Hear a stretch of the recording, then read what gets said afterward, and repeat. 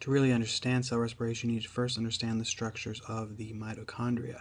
It has two membranes, and that inner membrane is very highly folded to give us the surface area we need for chemical reactions, and cell respiration is just a drawn-out chemical reaction.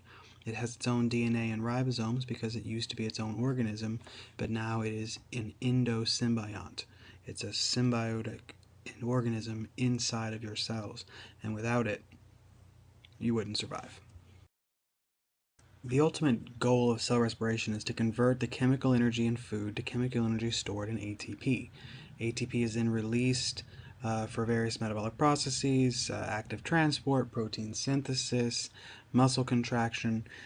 Any organic molecule, including carbohydrates, fats, lipids, proteins, can be broken down into smaller molecules and then used as a source of energy to produce ATP. The type of cell respiration we are going to discuss starts with glucose and goes through ATP, but please remember that any organic molecule can be used in this process. There are 4 overall steps in the way that I break down cell respiration. The first step is glycolysis, then pyruvate oxidation, third is Krebs cycle, and the fourth is the electron transport chain. Some textbooks and resources only give you 3 steps by combining 2 and 3, but I think they're different enough that they need to be separated. Glycolysis is the oldest form of energy capture on Earth. Every form of life that we have ever found uses it. The enzymes in all organisms are very similar for glycolysis. The genes are very highly conserved, so this means that it evolved in our last universal common ancestor, somewhere between 3.5 to 4 billion years ago. Now, it occurs in the cytosol. It does not require a membrane-bound organelle, which is one reason why all forms of life can use it. And it has a bunch of small substeps that we don't need to know. But the main job is to split sugar. Glyco, sugar, lysis, split. It takes a 6-carbon sugar and it breaks it into 2 3-carbon pyruvates. Now, how does it do that? Well, it does require a bit of energy. It requires 2 ATP, but by breaking those bonds, you release 2 ATP for each pyruvate, so we end up with a net of 2. And it also releases 1 NADH for each pyruvate, so we end up with 2 electron carriers that can be used in the electron transport chain. Now, this process is not very efficient. It only gets a small percentage of the energy out, which is why cellular respiration evolved, but is better than nothing. Glycolysis is a branching point of the process. If oxygen is not available, there is nothing to pull that pyruvate into the mitochondria. So it's going to stay in the cytosol and it's going to go through fermentation. If oxygen is present, if it's an aerobic environment, you're going to go into the process of cell respiration.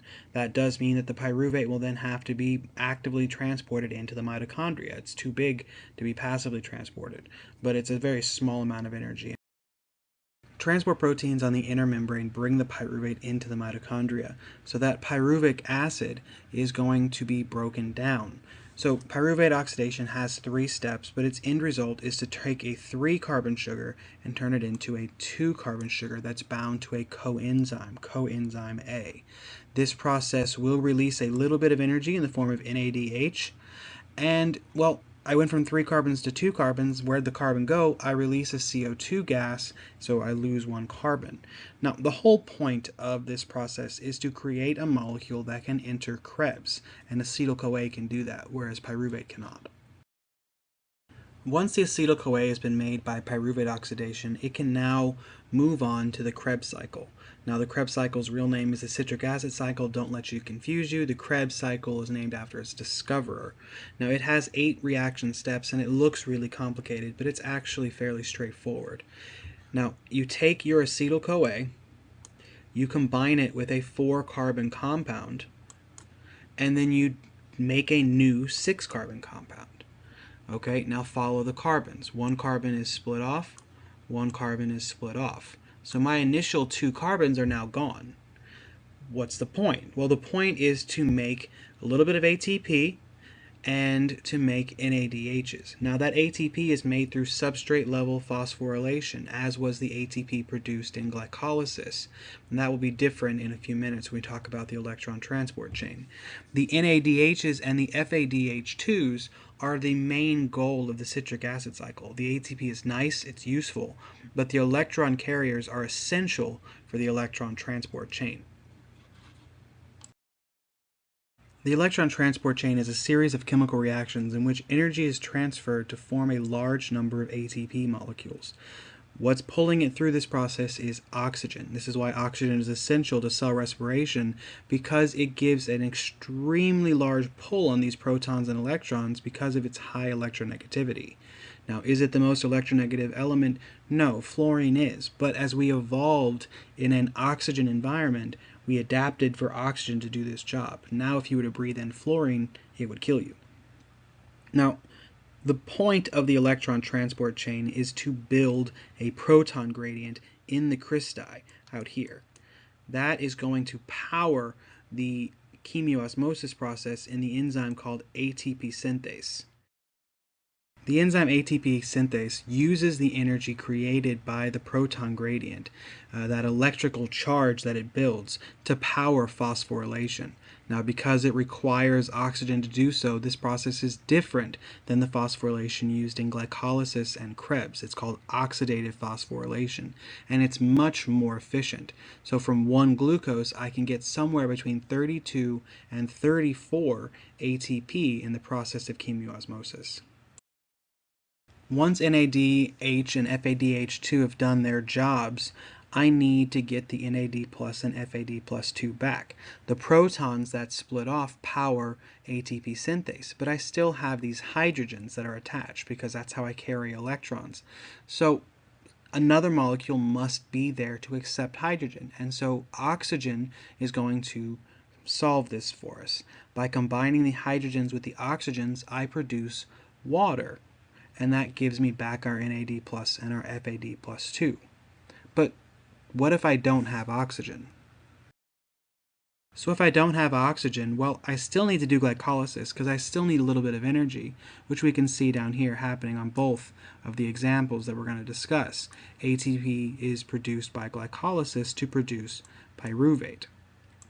That doesn't change, but I need NAD plus to keep glycolysis working because 2 ATP is better than no ATP. So there are two major types of fermentation we're going to discuss. There are many others, but these are the two you need to know. Alcohol fermentation takes that glucose and turns it into ethanol, whereas lactic acid fermentation takes that glucose and turns it into lactate. Now, there's some big differences here. Alcohol fermentation breaks off 2 of the CO2s, and I'm only left with 1 carbon from my initial molecule. If you'll notice on the right-hand side, there's no CO2 released.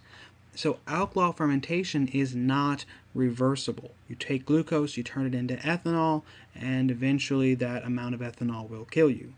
Lactic acid fermentation, which is what we use, is different. It's not a dead end. Because I'm taking a 3-carbon molecule of pyruvate and turning it into a 3-carbon molecule of lactate, I can reverse this process when I have oxygen and use it in cell respiration. So humans use lactic acid fermentation because it is not a dead end.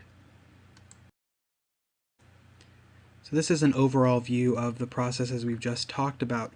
Please make sure you are familiar with all 4 of the stages.